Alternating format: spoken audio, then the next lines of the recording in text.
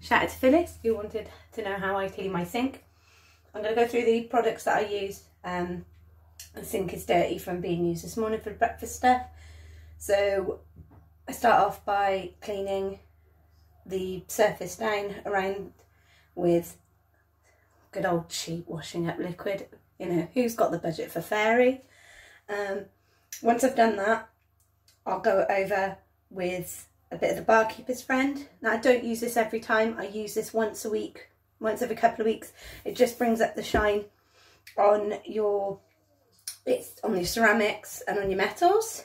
I'm then going to go over with Ciff, just to give it a little bit of shine, and then my secret weapon, the wood silk. Now people will laugh, but it's a lubricant basically, and it gives a really nice shine, and it also repels those bloody watermarks.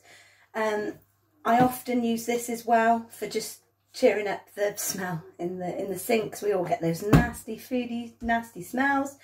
Up to you if you want to use it. I put some really hot water from the kettle with a cap tool full of this, and I just chuck it down, and it smells bloody gorgeous. Right then, kids, let's start off, shall we? I'm just going to move the products out of the way, and I'm going to go through each step. So,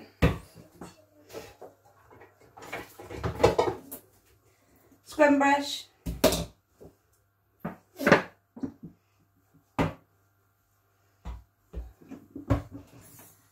this is so handy. Put that on, and literally going to scrub any food items off the side. Okay.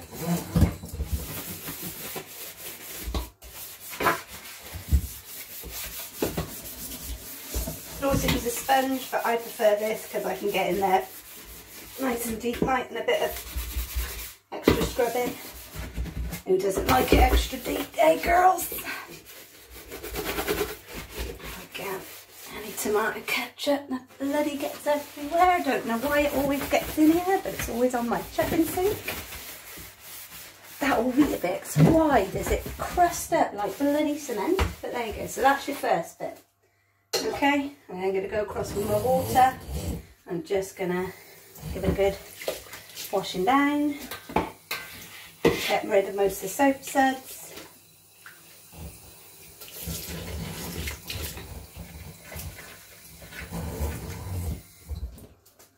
I'm then going to take one of my many microfiber cloths out of the cupboard.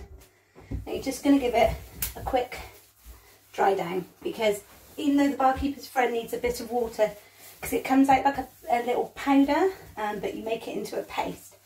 But for me, I just want to get rid of the majority of the soap suds from the sink. There's a little bit there. Nothing like a good nail. Scrub off the crap.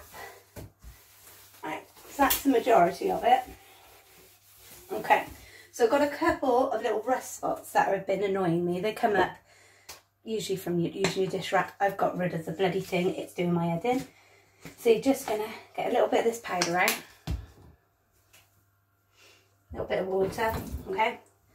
Dab it in and make a paste, alright? And then you're just going to take it and scrub it across. That's a rust spot that has completely disappeared there. Again, just get in. Try and go with the green on the metal, because obviously you don't really want to be doing too many circular movements, because it will leave it looking crap after a few washing down with Barkeeper's Friend. But basically this, what this does, it just removes a thin layer of the metal and leaves it beautiful. Okay, I'm going to get in there. Bit more around the sink. Again, bit that powder out. But don't be off put by the smell. It smells like almost like rotten lemons, but that smell's going to be completely gone once you finish buffing. So just do always around here as well, so it gets a bit crust. And then just scrub it. There's a rust spot there. Now don't get me wrong, girls. My house is not a show home. I just like certain elements of my house to be clean. So that's your sink, your bathroom, And for me, my fridge, I do not like to have a dirty smelling fridge. It's bloody disgusting. There we go, so that's that bit done. So what you're going to do now, same again, just going to buff it down. You can do this with some water as well. I just like to just quickly buff it. Take off most of the residue, and then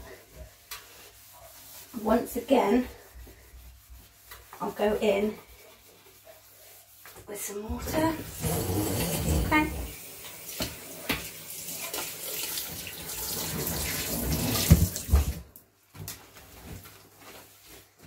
Just get rid of that.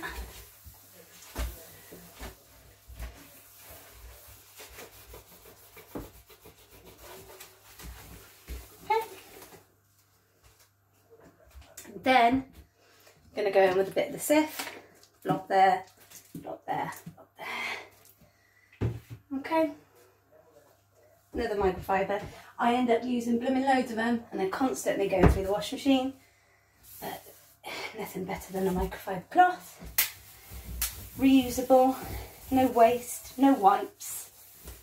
Hey, you know, try not to use as many wet wipes, because obviously using them with the lip then, trying to avoid it. And if anyone has any ideas for sort of like reusable wipes for using on baby bottoms, let me know. It's nearly there. Okay.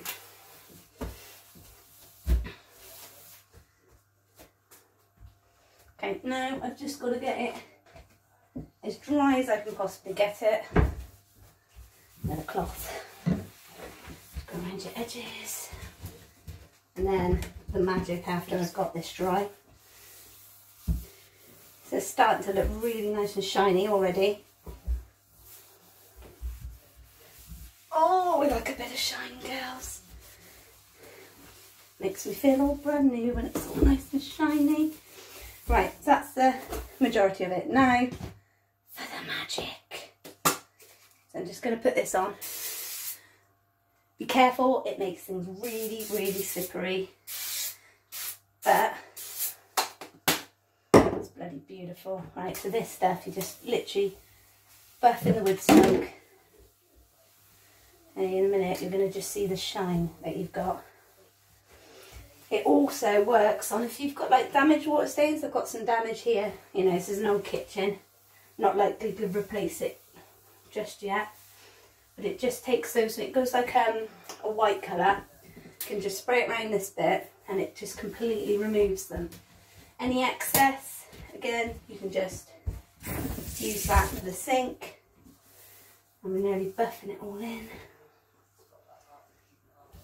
And you're going to see that shine. And again, it just repels those water stains. So if I put a bit more, because I've just turned the tap on accidentally, if I just put a bit more there, you'll see that obviously it's the water stains aren't coming up like you would have had. That's it. I also use the wood silk. It is flammable, so just go careful. But I use it on my hob worktop because it just leaves the hob itself beautiful and shiny. So there we have it, girls. A beautiful, wonderful, shiny, fresh, beautiful sink for those bastards to desecrate with their crappy cutlery and their bowls that they never chuffing wash up. Thanks everybody, have a good day.